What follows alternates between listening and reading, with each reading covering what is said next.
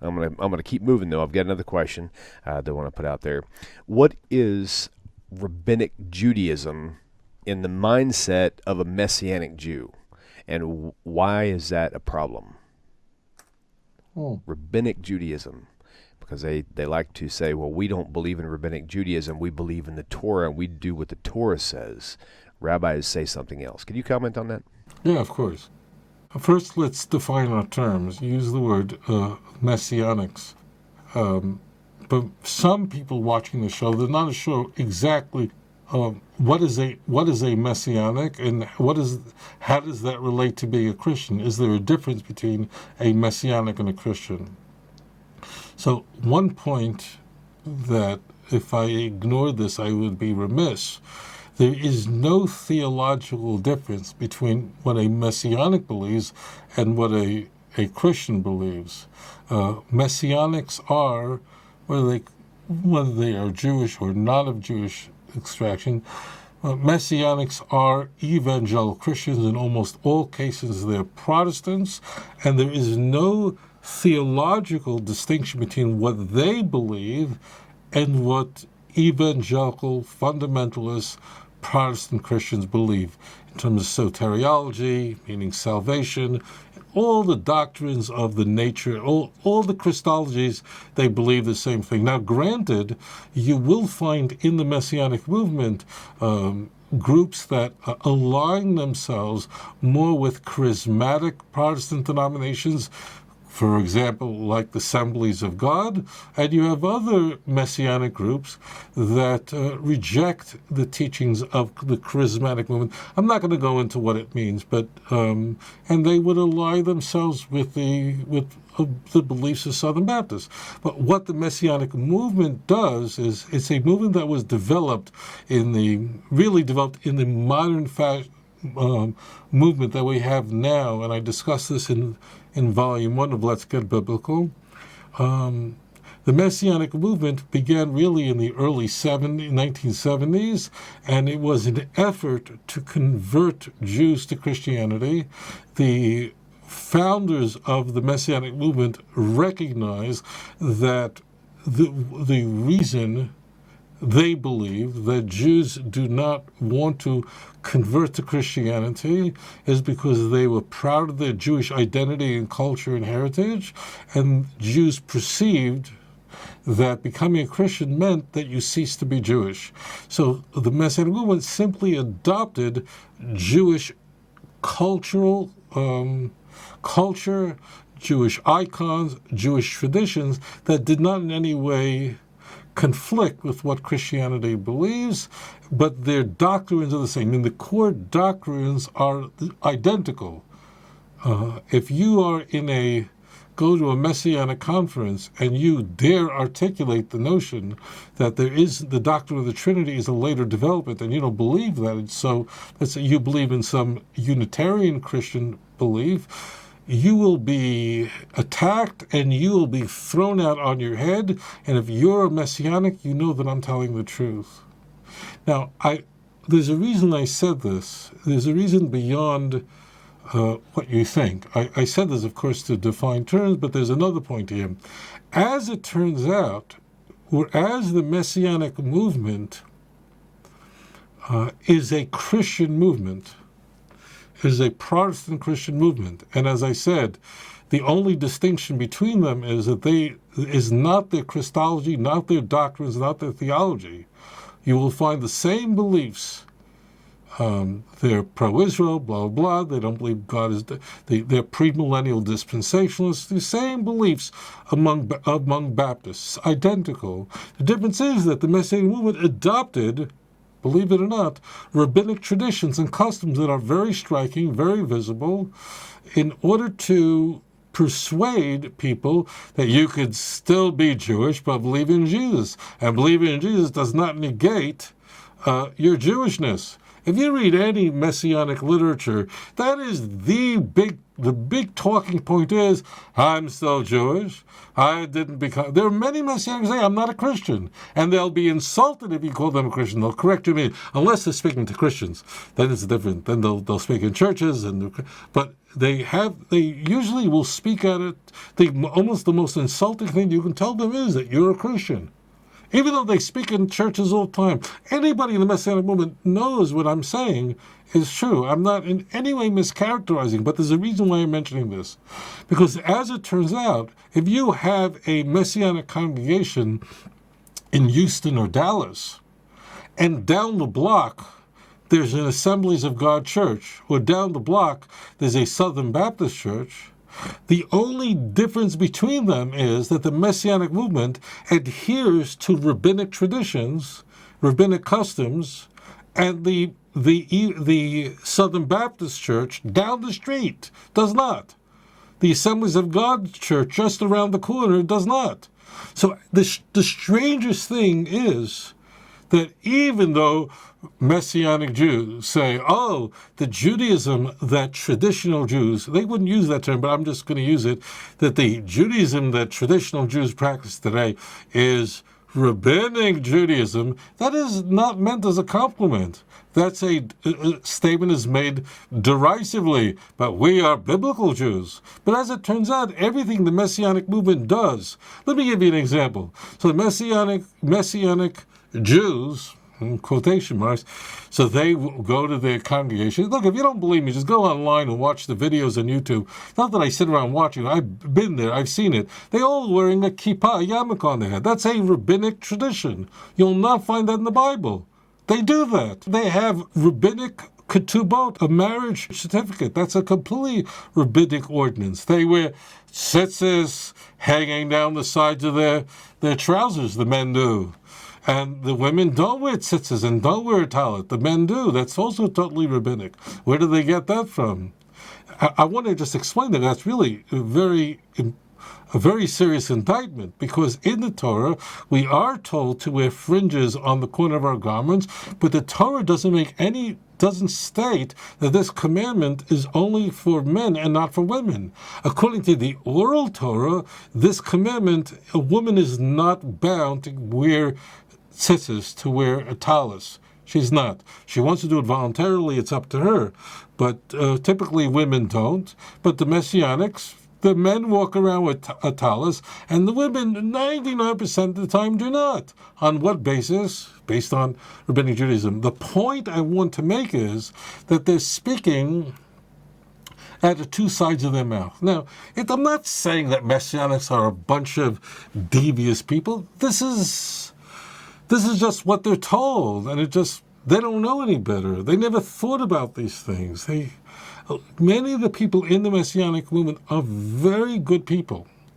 Not so much the leaders, but the followers. Many of them are very sincere, and they just do it, but they don't really stop to think about it. So although they will say that Orthodox Judaism is Rabbinic Judaism and we are biblical Jews, as it turns out, it's just the reverse. That almost no Messianic that I know of keeps biblical Judaism. Almost no Messianic that I know, that I've ever heard of, would not carry on the Sabbath day. Almost none. I've never heard. Maybe there's one guy in Alaska that doesn't.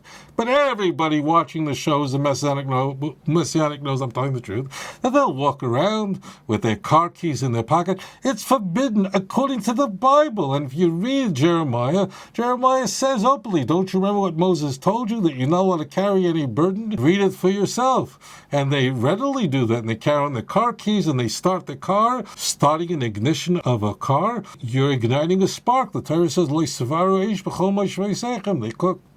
They don't keep kosher.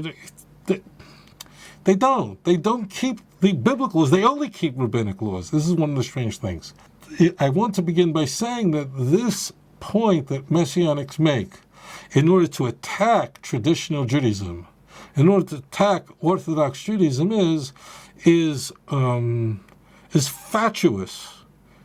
It's fatuous because the Messianics only keep Rabbinic Judaism. The reason they light Hanukkah candles, and they almost all do, although it's found nowhere in the Jewish scriptures, they light Sabbath candles. It's very common.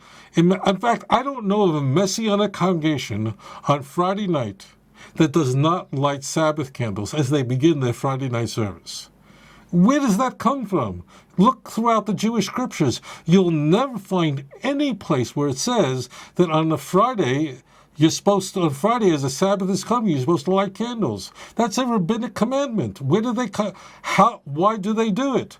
So as it turns out, the Torah says openly that a person is not allowed to wear shatnez. He's not allowed to wear clothing made out of both wool and linen. I don't know of any Messianic who checks their clothing if it has both wool and linen in it. No one does. If you're a Messianic, you know I'm not lying. If you've ever been associated with the Messianic movement, you know I'm not mischaracterizing it. You know that. You know that the Messianic movement indulges in these. All they do is keep Rabbinic Judaism. That means the only distinction, again, between a Messianic congregation like Baruch Hashem and the First Southern Baptist Church of Houston, or whatever it is that in Baruch Hashem on Friday night they light Shabbos candles, and in the Baptist church down the street they don't. So it's a fatuous argument. It's a fatuous claim. Now, that all said, as it turns out, we see that the Oral Torah is all over the Jewish scriptures. That whereas the Torah says in Leviticus 23, in Leviticus 16, we're told that a person is to, on the 10th day of the 7th month, they are to afflict their souls. There's a mitzvah in the Torah that on Yom Kippur we're to afflict our souls. It doesn't tell us in Leviticus 6, it doesn't say how to afflict your soul.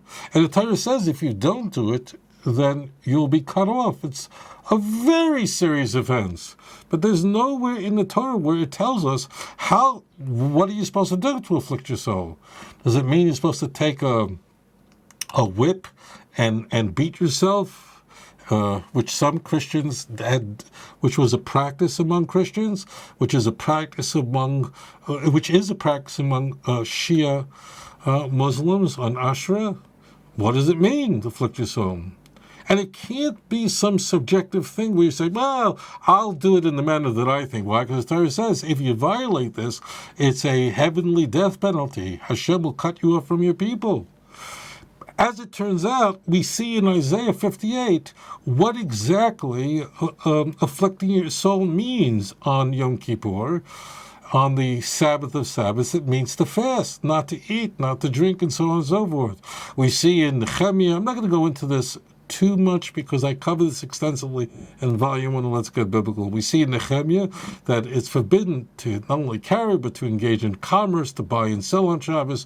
We see the commandment that a Jew should pray 3 times a day.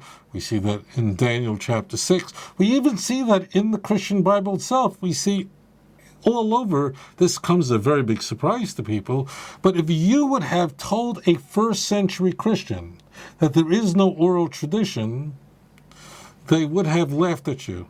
They would have said, what are you talking about? The early Christians celebrated Easter, 2nd century Christians celebrate Easter based on the Jewish calendar, which is completely an oral tradition of how to assign the months and when to intercalate, when to add an extra month so that the solar and lunar month, the solar and lunar calendar correlate with each other so that Passover comes out in the springtime as is commanded in the Torah. You have all over the Christian Bible oral tradition that's only found in Rabbinic Judaism, such as naming a child at the circumcision on the 8th day. You find tzitzis in the Christian Bible. You find a Sabbath day journey in the early part of Acts. It means everywhere in the Christian Bible you have the Oral Torah just mentioned passively, as though everybody knows exactly what they're talking about. So it is nonsense to say that there is no oral tradition, and it is nonsense to say that there is no rabbinic tradition, meaning traditions that were developed later on in order for people to best protect the integrity of the commandments.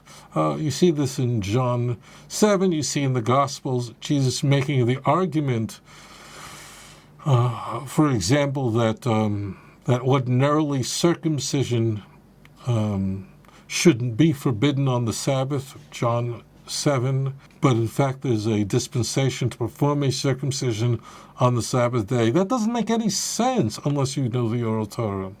Now, the question is, how did this happen? Why did the church walk away from the Oral Torah? Why did they state that there is no Oral Torah? How did that ever develop? It was not, early Christians did not believe this way. Early Christians looked to the Jews to know when to celebrate Easter. That, at the Council of Nicaea, believe it or not, Constantine ensured that they would change that policy because Constantine was a virulent, a filthy, vile anti-Semite, and stated in a letter which I have it in the same chapter, where he says how disgusting is, how despicable it is that the church should ever depend on the Jews when to observe their most holy day. The question is, why did the church come to reject the Oral Torah? Why did that ever happen? And the answer is, the superficial answer is that the oral tradition, let me just explain this point so that the listeners will understand it. The oral tradition tells us how to perform the mitzvahs in the Torah. For example, in Deuteronomy 12, verse 21, we are told that a Jew doesn't have to be a vegetarian. He can eat all kinds of meat that are clean animals, but it says there that you must slaughter the animal. You must slaughter the animal in the manner that I have shown you. Now, as it turns out, you can look through all Tanakh, 39 volumes. You'll find nowhere instructions on how to actually perform that, how to actually carry that out. That's in the Oral Torah. But because Christians would come to adopt the Christology of Paul, who rejected keeping the Torah, so the idea of looking to the Oral Torah, which really is an instruction of how to keep the written Torah, became something quite objectionable, because the Oral Torah essentially is the information of how to keep the details of the Shabbos, which is just the Torah presupposes that you know.